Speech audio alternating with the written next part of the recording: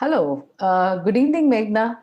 It's Hi, Devasena. wonderful to connect with you. We've been talking about this very sensitive topic on how to observe young children and toddlers who are showing signs of high ability. And I've always been very fascinated with the narrations that you have shared about your daughter. And I feel that it will help us at, here in India to understand a little more about this subject, because there are a lot of parents who are struggling to have some kind of reassurance that to how to identify, how to really work with their child, and whether they're in the right track or not. And I find that when one parent shares his or her story, it helps us to connect with our own story and see something that we can do forward. So in this context, I'm Dr. Devasena Desai from Kaveri Gifted Education and Research Center in Pune. And it's a wonderful privilege and pleasure to have you. I'd like you to introduce yourself, because you have a lot of um, achievements yourself as a individual and as a parent. Please share with us. Thank you for this conversation, Devasena. And right at the start, I would like to also thank you for the numerous conversations we've had with regard to my daughter and for always being there to listen. I had a social work degree and a career in the development sector in India. And about 14 years ago, we moved to the US. I did my PhD in Cultural Anthropology at Rutgers University. And I did my research in Germany. I kind of did a continuation of my research interests from India and took them over to Germany to look at a comparative perspective in these two countries. And now for the last about 4 years or so, after my PhD, I've been working within university contexts. This is my second job now. It's a more long-term position. I'm at the University of Buffalo, and I teach BA, MA, and PhD students on various topics, including introductory courses to cultural anthropology, to more advanced courses in medical anthropology, health and illness, and ethnomedicine, these kind of qualitative research. And I also help them with, conceptualizing and managing their research projects. So that's sort of my role here in this university. Wow, fantastic. Anthropology is again another very new area for us in India, and Right. to hear about it from you, really fantastic. Today, I'd like to really talk about your daughter. I know that as a parent, and especially also as an academician and as a researcher, we're really observant of that when we have our own child, and to see what is it that the child is doing. So let's go back to see as to when and how the journey started for you, when you started realizing that your daughter showed aptitude towards languages, and she was a little much ahead of children above her age. Mhm. I did have a few observations. I'll try to see if I can go chronologically. I remember when she was actually just a baby, she was maybe just 5-6 months old, when I first noticed something that may at that time have passed off as, oh, maybe it's a coincidence, but then there were a lot of these repetitions that happened over time. There was a song I used to sing to her in German, and it had this word Vogel, which means bird, and there was a bird mobile that was hanging on the ceiling, and she must have been just 5 months old, and I remember singing it to her a couple of times, and every time the word Vogel would come, I used to point to the bird mobile, and literally within 3 times of singing that song, I noticed her eye and her head move to the bird mobile when, whenever I used to see that song, or even in anticipation, she would do that. And I thought it was interesting. I didn't think it was something too I don't know, or out of the ordinary, but I started noticing her making a lot of these connections between words and objects, and this referencing for her became it seemed to come to her very naturally, and it seemed like something that she was interested in. And she would do odd references. So she would do something like, I know I've mentioned this to you before, she was in the daycare, she was just 10 months old, and they were blowing bubbles in the daycare. Yeah. And at our home, we had this big, like a round light, and she was barely like speaking, but she pointed to it and she tried to say the word bubble because it was looking like a bubble. And she was doing these kind of references out of context, according to me, not just in the daycare, but somewhere else she would apply it constantly. I can give maybe one more example if you want to ask any other question, but I remember she had just started walking. So that was around 10 months or so that she started walking early, or not really early, but we were in some university hall, and there were these sofas there, and they had this pattern on it with this like a circles, and she was running towards them and going, oh, oh, oh. Wow. I didn't even know that she knew the letter O. It's possible that because we had books, lying at home, and I was reading to her, not very consciously, but she had picked it up, right? So I started noticing that she was very quick with patterns, making these references. She was 13 months old when she was reading the letter two in a train compartment. We were traveling somewhere, and she was looking at the compartment letter, numbers, and saying two. And these were the moments when I kind of put everything together, and I was like, wait a second, it's happening quite often. And it seems like she's really drawn towards this, figuring out decoding patterns and making references in the real world. And that's when I started becoming more conscious and saying, okay, you know what? I need to do this even more consciously than what I was doing before, which Before. was just reading to her every night, which we anyway do, or singing to her, or, yeah. I mean, I have some more examples, but I don't know whether you would like to ask No, me some. I remember, and I was very astounded, when you said that the child was able to, even in my workshop, sometimes I use this, like how a child is able to uh, relate what he or she is seeing in a daycare or some other place, and able to associate in a different place. And it's not exactly the same thing, Yes. it's a different thing. Bubble is different from you see it in a light with small round circles to Yeah. associate. And Yeah. that kind of synthesis is what is really intriguing for us to understand and observe in children. Mhm. Here I just would like to kind of re-emphasize, I'm sure I must have spoken some time, that many a times we have parents who come seeing one or two fascinating things that the child has done, because Mhm. these days everybody, most of them have single children, and we all Mhm. feel our kids are smart. Definitely they are very smart.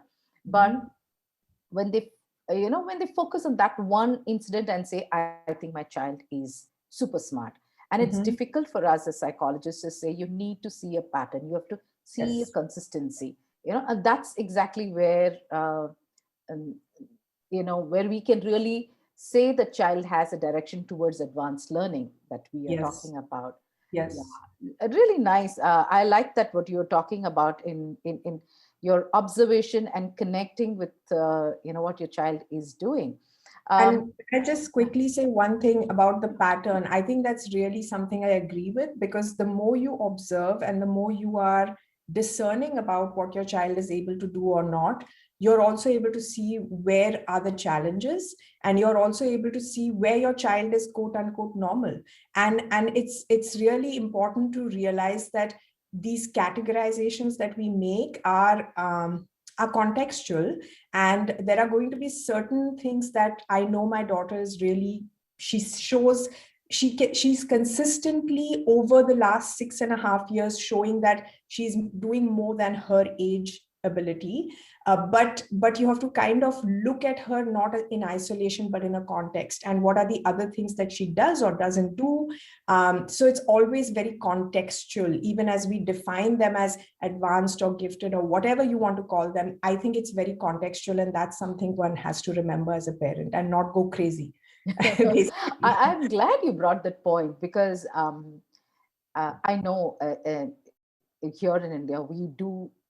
I mean, many parents are very conscious not to brag or showcase the child. Yes. But nevertheless, uh, the way with a lot of pride that when we say that, do you know what he or she did?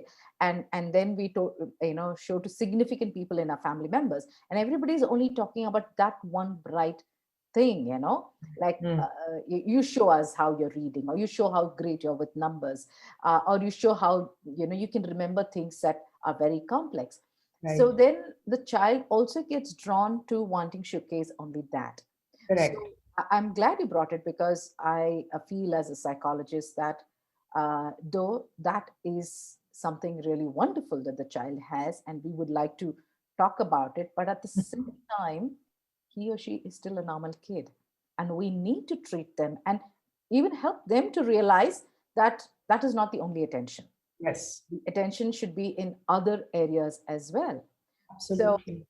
I know you have a lot of incidences and narrations that you can share, but I Mhm. also would like if you could share with us, what are the other things that, which she may not be very good at, but are normal things that one needs to do for her age appropriately? What are the things that uh, you introduced and ensured that she participates? Because it's Correct. very easy when a child is curious and shows consistent efforts in languages, we Mhm. also steer only towards that and not Yes. look at other areas. Absolutely. And I will admit that that is a tendency that I have to constantly check with myself, because I am myself very interested in languages. I've been quick to pick up languages. In fact, the other day my daughter was crying, really crying in the bathroom. So I went over to check what was wrong, and I asked her what's going on. She says, I'm sobbing because I'm not a polyglot. That's what she said. That was her sentence. And so because So can you she's just say what is polyglot? This is, polyglot means somebody who knows multiple languages. oh my God. And she's Yeah, so she because very she picked knows up.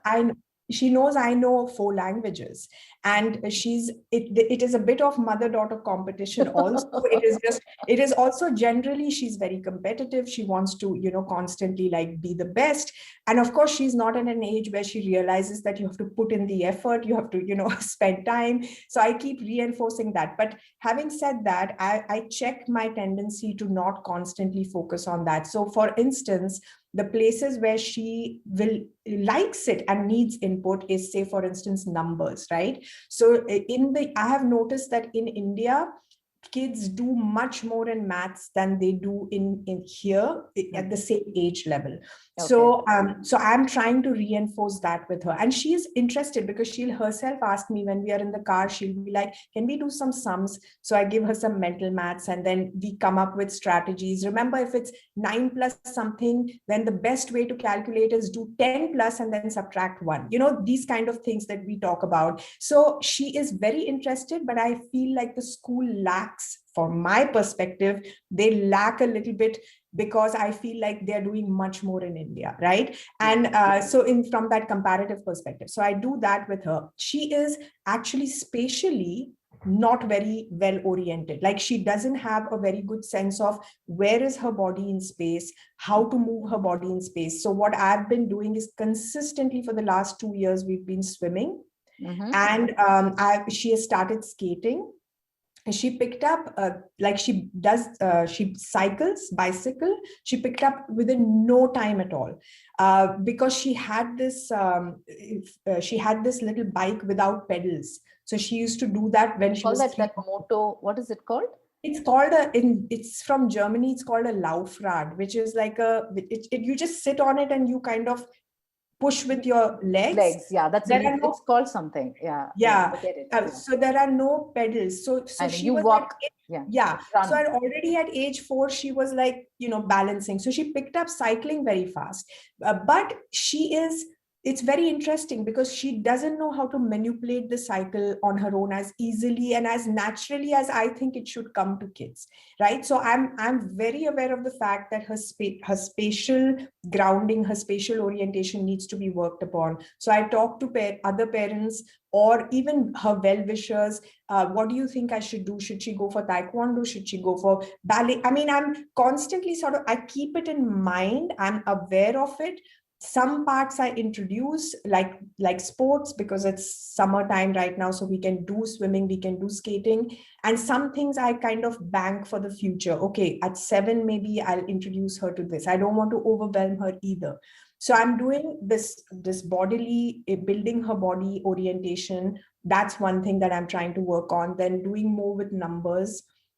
It just, I'm very aware of her spatial orientation needs to be developed. I'm very aware of that. So I try to do it in different ways, either a puzzle, or even we did this kind of exercise where she did her treasure hunt, the Easter egg hunt. So I made a map for her and she had to figure out from the map how to.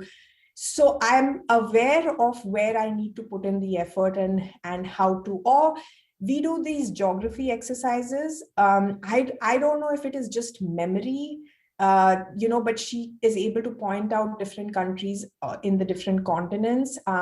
So I'm trying to see in my own ways, what are the ways in which I can hone in on these skills more, because the language part is like, it comes to her naturally.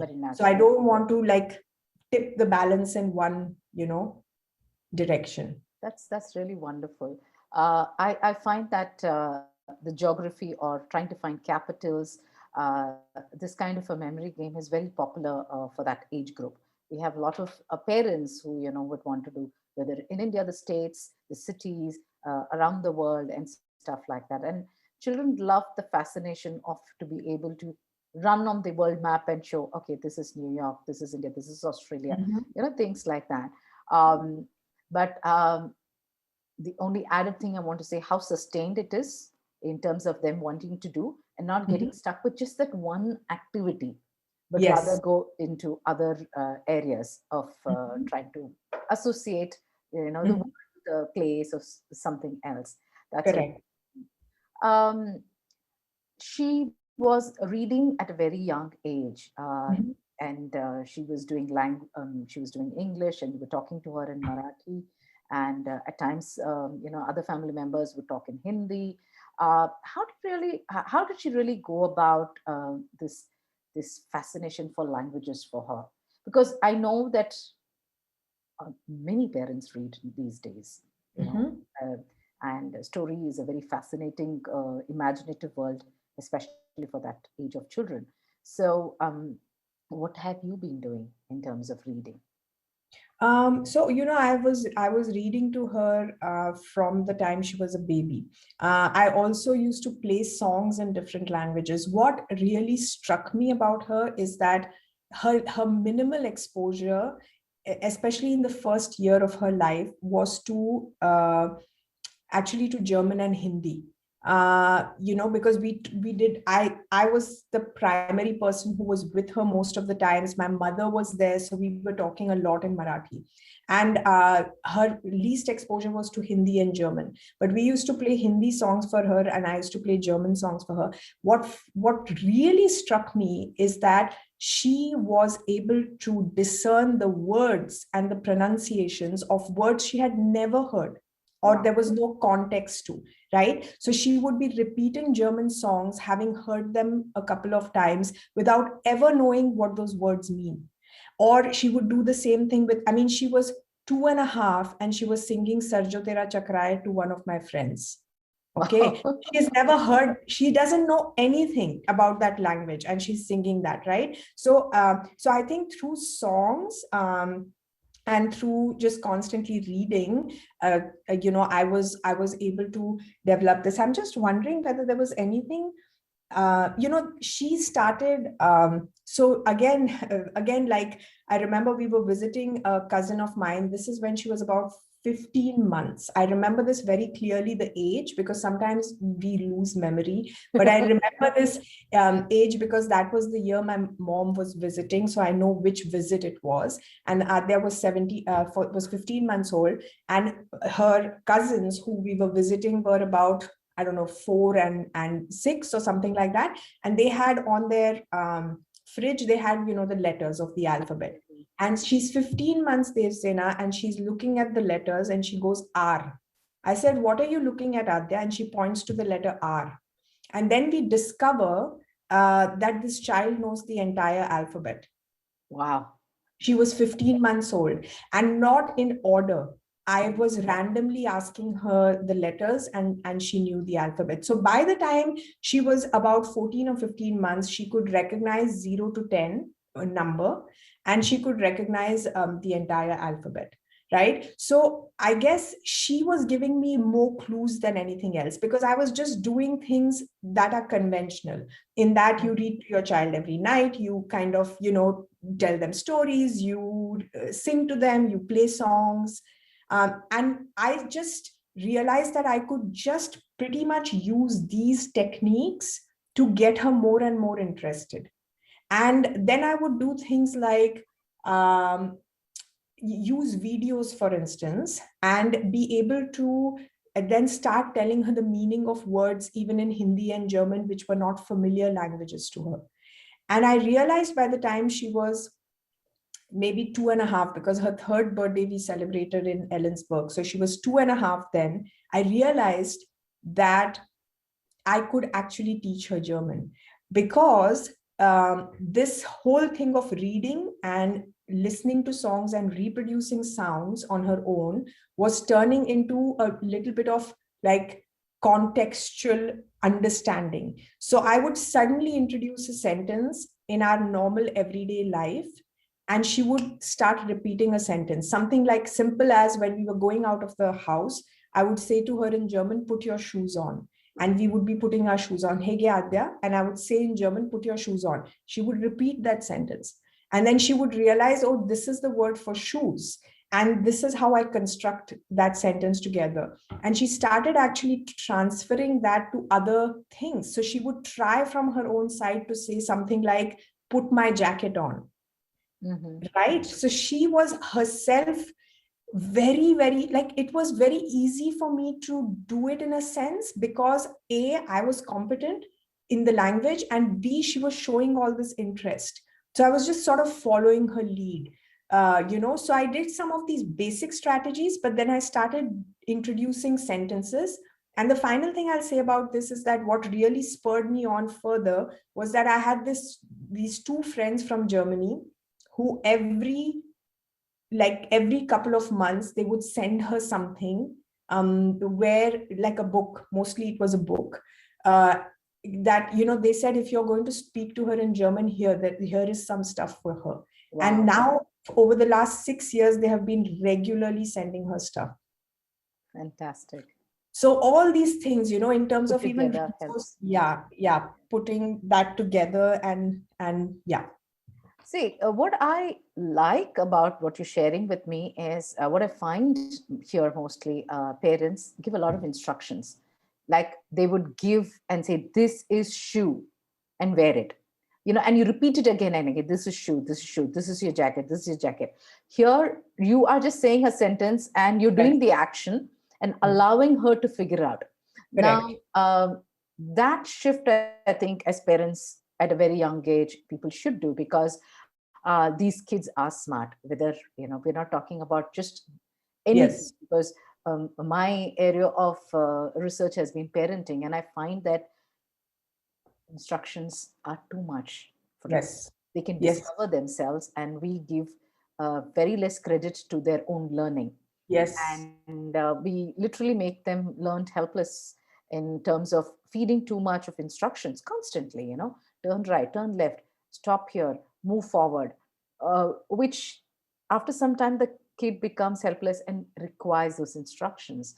So I think I really like the way you went about it. Yeah, I do want to emphasize this again, Devasena, because I would say this to my fellow parents, that think about something as simple as, how does your child learn your mother tongue? Do you sit and tell your child, ती तिकडे गेली तो तिकडे गेला, मुलाला तो म्हणायचा आणि मुलीला ती म्हणायची? Do you do that? How does a child learn his or her mother tongue? And I really feel, I think for most learning, but in my case, in my daughter's case, because it was language focused, I mean, I was never going to teach her a language by instructing her. Language is always learned in a context. If the context is missing, why do kids who don't live, say, in India find it difficult to speak Hindi or Marathi, even though their parents might speak it at home? Because the context of that language is missing. So, I mean, I think it's very important. I would like to re-emphasize this, that if you naturally sort of take the lead of the child, I think the learning is more fun, and the learning is also it's happening in a more natural context. It's happening at the pace of the child. It's happening where you're meeting them where they are at, instead of sitting them down and saying chala aata apn abhyas karuya, you know. So Yes, definitely for younger kids, I would say, you know. I remember in my practice sometimes when parents come and say that, my child is this year and still hasn't figured out reading or still haven't figured out writing. And I'm like, add 10 years to that. Do you think you still wouldn't be able to do it? Of course. It's just that each one have the pace, like you rightly Yeah, said. yeah, And we need to give them that space yeah. for them to figure it out. You know, Yes, that's, yes. that's really I can give you one more example of how I took her lead. I mean, I have several examples, but I remember now. This is again when she was less than 3 years old, because my parents were visiting. Again, I'm like able to like mark it's like a out. milestone. Yeah. So we were somewhere outside, and by then, by the time she was 1 years old, she was counting up to 20, because it is a question of memory for her, and her memory was fantastic. So that is not a problem. But when my mom started counting more than 20 with her, right? And literally within a couple of minutes, not even a couple of minutes, she understood the logic. So she said, okay, 21, 22, 23, she kept on going. And then she would stop at 29 and look at my mother. Then my mom would say 30.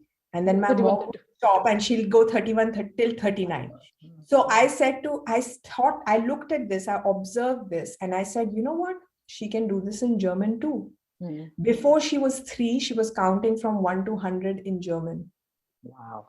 Because it follows the way in which you count numbers in German is like Marathi. We don't say we said sautis, na? We say 4 and 3, right? We don't say 34. Marathi madhe ulta, na? So in the same way in German, you say 34, 4 and 3, right? So once she got that, she was like, she used to just wait for me to say the 70, the 60, the 50. And then she had memorized that also. So again, I wasn't like, okay, now that I've started German with her, I should teach her the numbers. I kind of observed this and I said, let me try this in German, and it worked. What happens when she gets bored because she's doing so many things, and then you also have to keep up with her pace of wanting to really grasp, learn new things constantly? How do you handle that? Because I know they get bored easily. You can't do repetitive things sometimes, and you can't be doing new things every day either, right? So how do you go about it, Meghna? So boredom, I have experienced more so, I would say, between the ages of 5 and 6 for her, rather than before that. Okay. But I think pandemic also is there, and she didn't have much to do that. So yeah. But I am actually one of the few parents, I think, who's comfortable with a child being bored. So I have, for instance, done several things. Of course, I have let her have screen time because I need a break and I'm like, jhala, I can't do anymore. But I have also had this attitude where I shrug my shoulders and I say, figure it out. So there are times when she's like, what should I do now? Now what? Hoping that, she'll get TV time or screen time. I give her options. You can go to your room and read something. You can draw something. Do you want to go outside and play, depending upon the weather? If it's a situation where we can't meet anybody, and that has been happening a lot in the last year, right? So there are many times when I have just told her, you have to figure it out, go to your room. It is not always easy because sometimes she will not budge, but at other times she does. And the good thing is, here's where I guess I'm lucky, is that Adya engages in a lot of imaginative play, to the point where I was worried and I Googled and I was like, till what age do children? And I realized that some websites say they engage in imaginative play till 10 or 12. That's It right. just changes, the focus changes of how they imagine and what they do, right? She is able to take one little penny and have a conversation with that penny for half an hour. She will collect stones and leaves from outside, and she will keep herself busy for whatever, half an hour, 45 minutes. She chats with herself. She'll draw stuff, she'll make. And I honestly, I don't I think these are ways that single children also allow themselves to kind of do self-stimulation. And because I am not obsessed with constantly making her time meaningful, she's also relaxed about the fact that, listen, I have to kind of figure this out. So I don't know if I'm doing No, the I right think thing, but that's good, because I have a lot of parents who come in and say that we don't know what to do, how to keep the child engaged, because you can buy one book, you can buy two books, you can buy three, but not more than that. You can give about half an hour of screen time, yes, 1 hour of screen time, but beyond yes, that, yeah. so it's only when we feel that child's boredom means my incapability as a parent to engage, Hmm. then we choose choices which are not healthy for the child, like a Mhm. screen time or do whatever Mhm. he or she wants. So, but when we do tell them that you have to figure it out yourself, like you said, of course, the choices are there, drawing, sketching, cutting and sticking, reading a book, listening to music, which does not mean engaging in a video or a video game or any of those stuff, Yeah, you know, yeah, or yeah. even cleaning and putting things together. Yes, yes, she Yeah. does that also. Oh, Yeah, okay. That's yeah, great. yeah, yeah. Yeah, She yeah. does that also. She can really be engaged Of with course, I cleaning say all. that's child labor, but it's good child labor if you ask me. I mean, it's their Yeah. house and they need to feel self-worth, Mhm. and they also have to feel a sense of cooperativeness in the family. Small things. Yeah, yeah, Keep the plate. We don't want them yes, just rinse and keep. They don't have to clean it. yeah. Wipe it and keep it. Put the potatoes together, Mhm. stuff like that, or dust Yes, the hall or something like that, yeah, yeah, as much as the little hands can, and fingers can yes. do.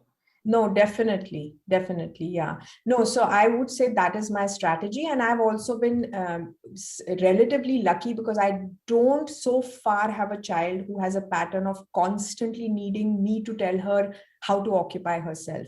We've developed this pattern where there are things she has to do on her own at times, not always, but at times. Nice. Mm. Um, the other thing I would also like to know is, as a mother, how hard or easy was it to accept, here you have a kid who needs so much inputs beyond her age. That means even you have to move rapidly fast with whatever you need to do. Because there are times when you think she's doing 18-month level, and suddenly you realize she's 2.5. I mean, the jump is sometimes more faster, and you're still thinking like, no, maybe 2-3 months advance we need to do, but she's Mhm. a little more faster. So, how do you really go about that? Yeah, it's a mix of things, I think. I think there are phases when I feel the burden a lot. Mhm. And I feel like I'm obsessed with trying to figure out what's next, or especially this pandemic year, right? Because I think for all of us, we can all relate to it as parents. We came into these very, very intimate spaces, even psychologically, with our kids, which we were spared because there was so much other social, outlets that our children had. And also this burden that we had, because suddenly we realized, oh, these educational institutions are no longer there. So what happens during this time when my child doesn't go to school, right? So I think it was a coming together of circumstances that has in fact made it all the more visible. In general, I felt that the burden, I think, towards her fourth year, I somehow did not feel it so much in the earlier years, but starting her fourth, fifth year, I feel it even more. And it can get very obsessive. It can get to the point where if 2 days I have not done something academic with her, I'm just like, of feeling guilty about it, But I think the way in which I try to reduce the burden is by figuring out what are the resources outside of myself that that are going to provide this support for me, right? So are they my neighbors? Are they my friends? Are they her teachers? Are they exactly these kind of activities or games that she might be involved in? Who are the people? What are the tools? What are the institutions that but that's a lot of work. That's a lot of mental and emotional work, constantly trying to figure that out, right? So I myself have found it to be at times very, very burdensome. And at other times, I sort of let go and I say that, I cannot afford to be constantly thinking about this. But I mean, again, there are a lot of resources that you can very creatively also look towards, as being places where your child um, finds somebody to relate to other than yourself. I don't know whether that answers your question. Um, what I'd like to lead us into this conversation where, there are innumerable things that one can do as a parent, but there are many things before you start. Like you said, I have to start introducing German to her. There's a lot of preparation as a parent one needs to do. Collecting resources, people, the things that you said, who could connect to this learning. So how do you go about it? Because as a professional, you also have a hectic life. Yeah. You need to do a lot of things: housework, going to the university, teaching, lectures, preparations, and stuff like that. And on the top, you have this kid who also requires a lot of your time.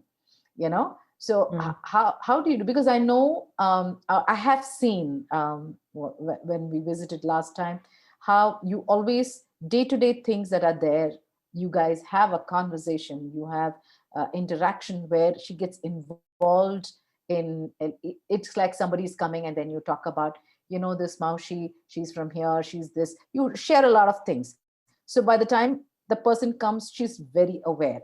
And then you connect it to the geography and say, do you see in the map, this is where the auntie is coming from, or she knows this languages. Why don't you try with her? So uh, many a times it's just not preparation of actually having a book at home. It could be also things around that's happening with you, the people you're meeting, the birthday parties she's attending, and all that. Because this conversation that you have is something I find very missing in today's connection with parent and child. Uh, I mean, we find it very cliche. Like, it's almost like when our grandparents used to talk about "Hamare zamane mein," and you would say, "Okay, come on, let's shut ourselves off." But we don't realize that we learned narration, we learned Yeah. storytelling, we learned to imagine ourselves in that era, which is missing, which connection is not there. So I Yeah. find that you do quite a lot of that connection. So, how do you do that? I mean, can you just share something? Because I've seen many a times you have very interesting conversations. Hmm. Uh, yeah, I'm okay. So I will say this. There are two things as a parent I feel are very, very essential resources. Um, Actual quantitative time. So people talk about quality versus quantity, right? But you have to have quantitative time. You have to, okay, have to, but it's for me, it's been very important to have a schedule or have a routine which allows my daughter to know that these are the moments where my mom is with me and is attentive, right? And to kind of go back to your question of how do I plan or how do I go about actually doing the things I need to do with her. And the other thing that I as a parent focus on a lot is emotional listening. And I think that, so I'll give you an example. Recently, my daughter, I've like, I've kind of been cuddling her or kissing her or whatever. And there was this one time when a couple of weeks ago, she just said, "I stop it. It's my body." Right. And in that moment, I could have had this very Indian parent reaction. I don't mean to stereotype Indian parents. I'm just saying, from coming from where I come from and how I cultural context. reaction, where I would have said, "Ek gabga, mala papi have ye ikde hai." Because I have seen my brother, who was a very cute kid, everybody would just keep kissing him, even though I remember seeing his face and knowing that he didn't want it. Right. So for me, this was a moment where I was thinking already 20 years from now, right? But it has to happen really lightning fast, because you stop yourself and you say, why should I stop?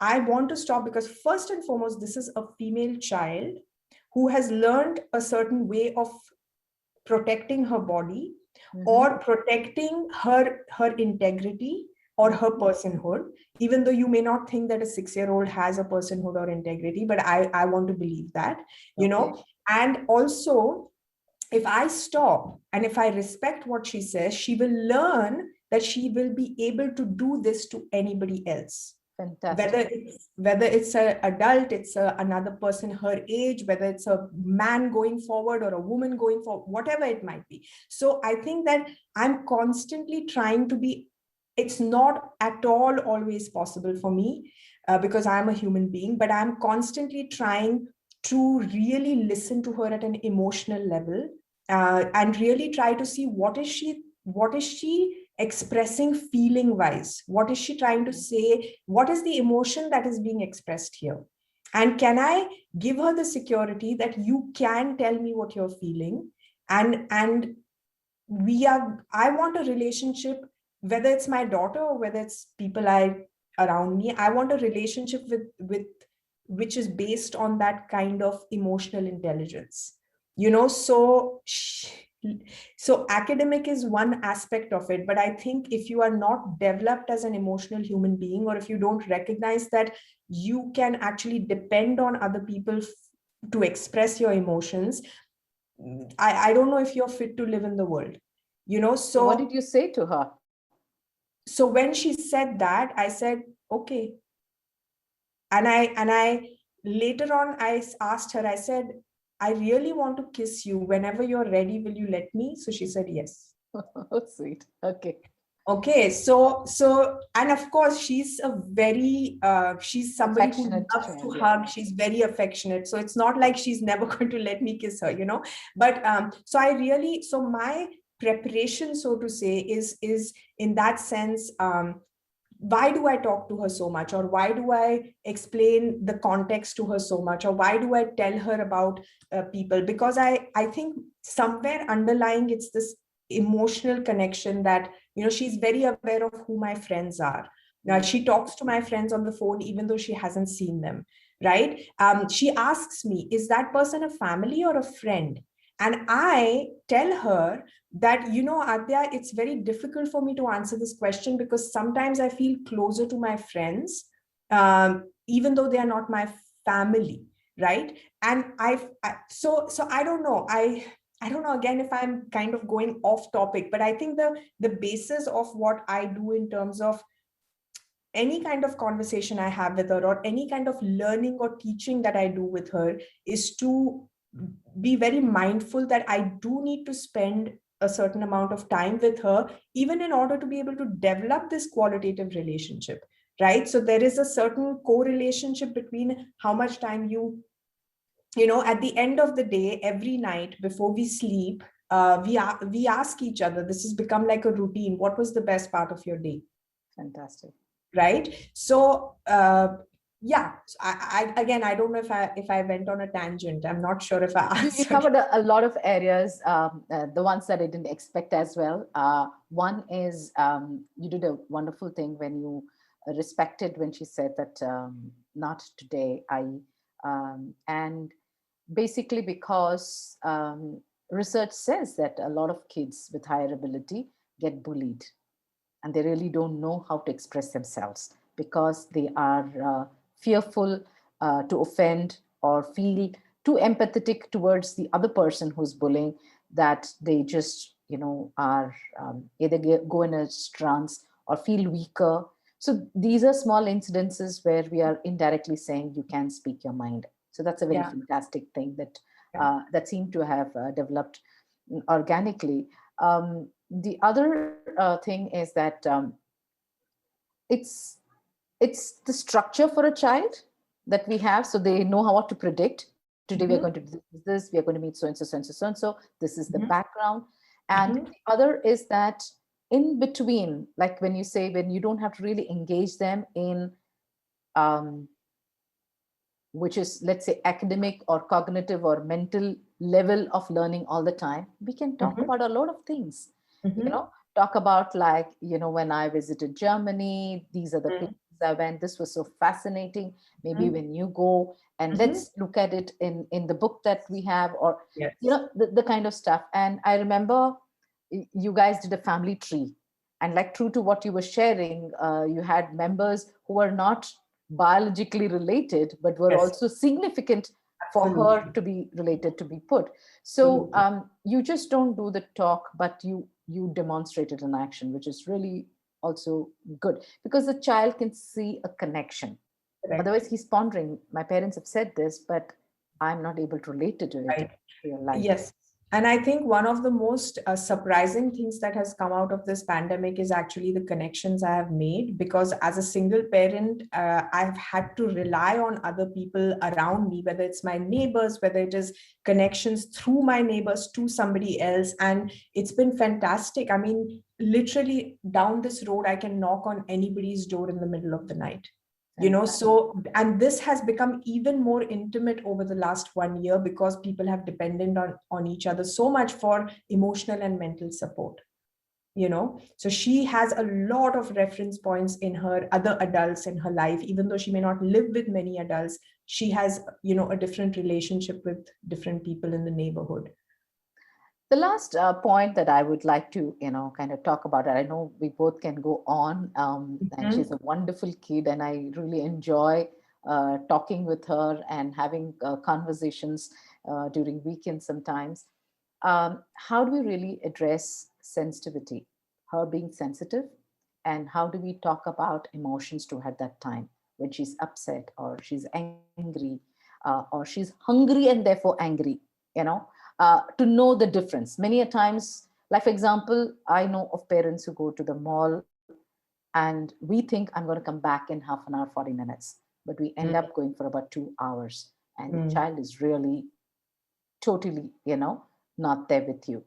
mm, But we don't see it from that point of view. We are only very angry that we couldn't do what we want to do. Okay, mm, mm, so there is irritation and anger because of hunger, and then there is really angry for some particular reason. mm. So how, as a parent, do you kind of have this conversation about looking at how her feelings are and addressing that?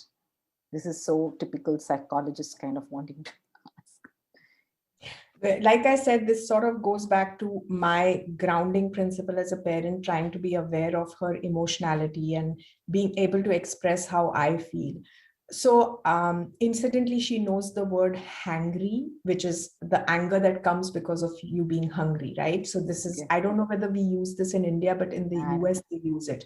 They say, I'm hangry. So, I'm angry because I'm hungry. So, she knows the word. So, one of the ways in which we do it is we just label emotions, right? Okay. I've so this is again something which I'm careful about, because I think that language sometimes kills emotions. While I'm a total fan of languages, I also feel languages kills feelings sometimes. And but I kind of, I think there is a lot that I do in terms of talking to her about what she feels. And the good thing is she expresses it. And it's not just about what she feels, but about what I feel. So so I'm not afraid of being vulnerable. I'm not afraid of being angry. I'm not afraid of being frustrated. I'm not afraid that I have to be a perfect parent in front of her. In fact, especially in this pandemic, again, I keep coming back. There have been mornings I have woken up in such a foul mood, and I've just sat in bed and I've told her, I'm really, really not feeling okay, Adya. I'm feeling terrible because of this pandemic, because of, I've tried to explain to her why.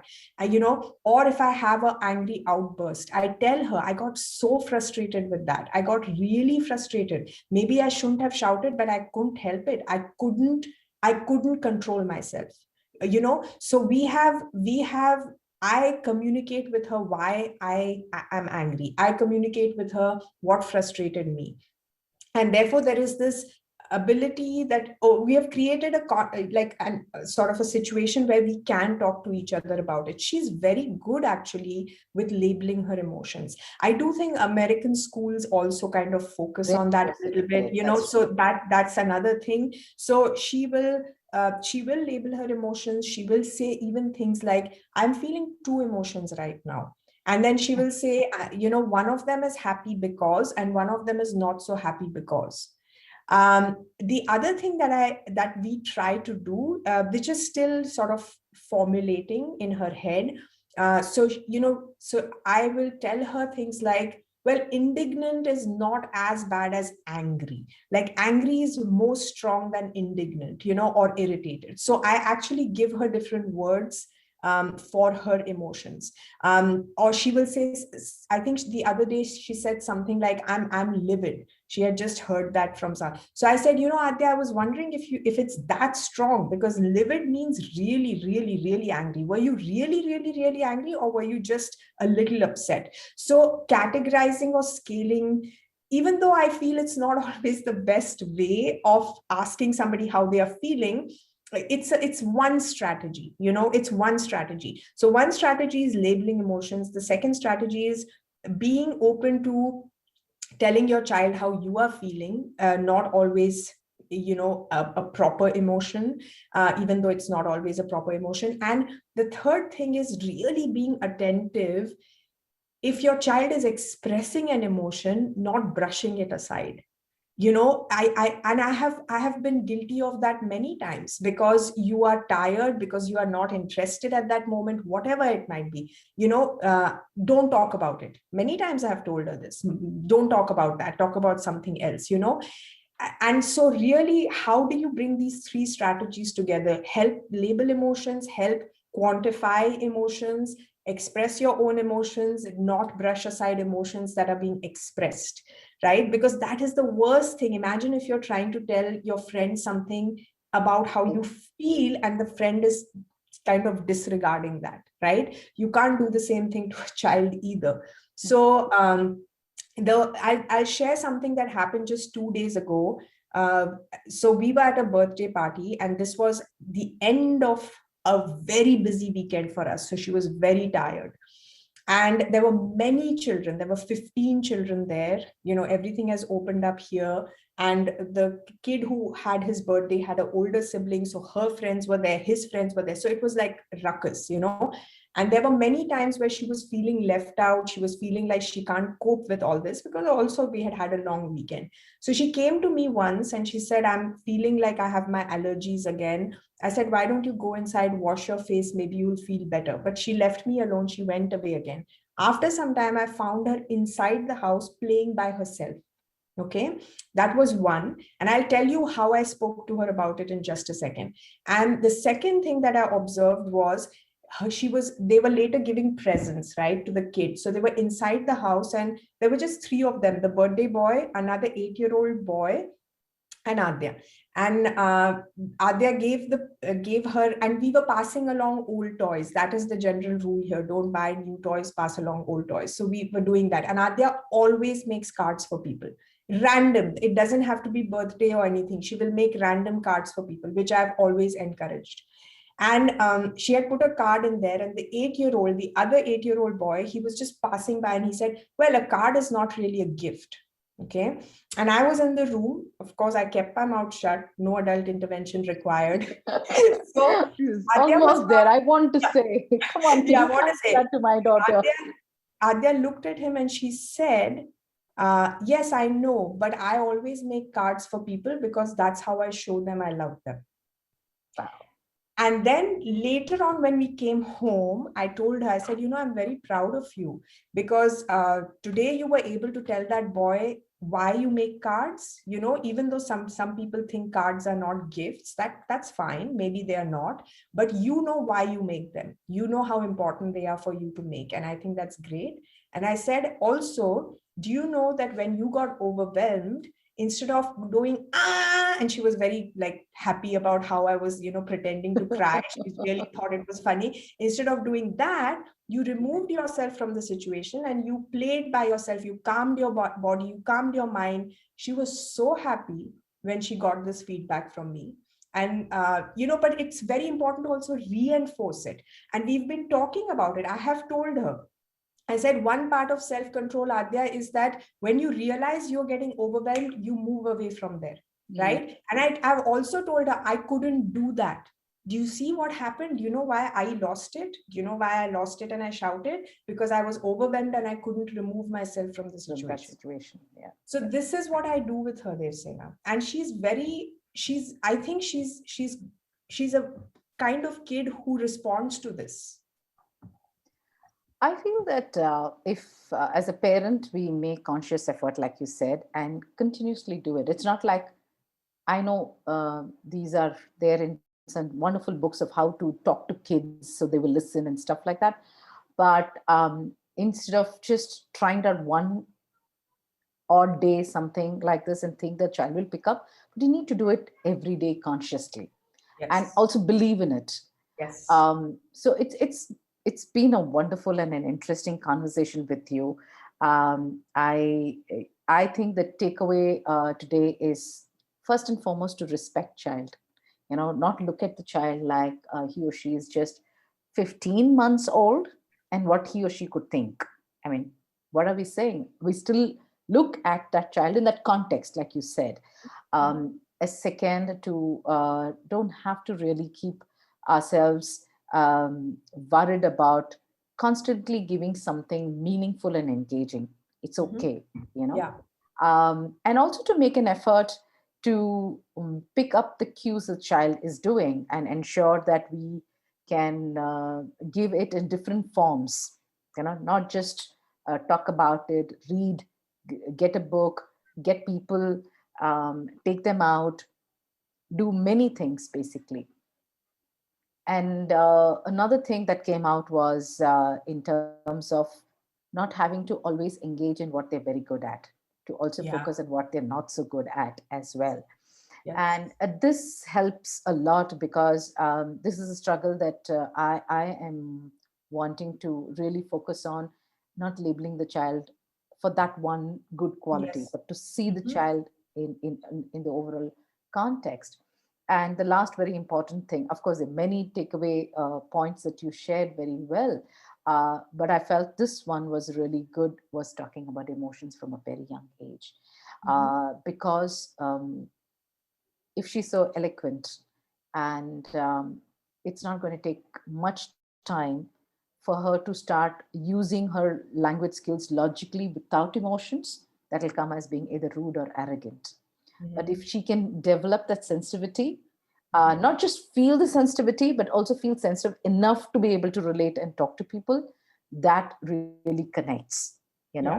And giving them the courage to really experiment and explore during those situations, and not wait for us to let the child get a little older. She's too young to understand. No, let's just do it now, here, today. It's okay. Let her take as much as she can. So that's really wonderful. Yes. Wow, it's I think it's been an hour. I think it's just time flies when we're talking. Thank you so much. Absolutely. I would be happy to do another session with you again.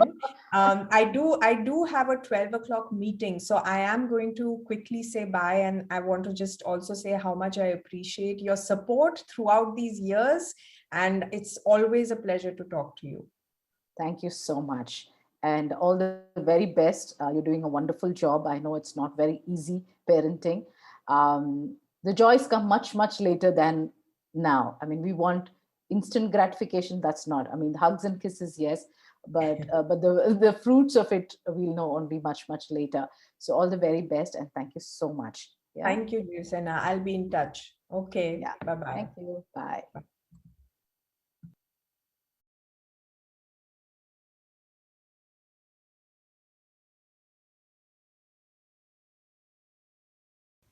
Adya, I'm not sleepy by.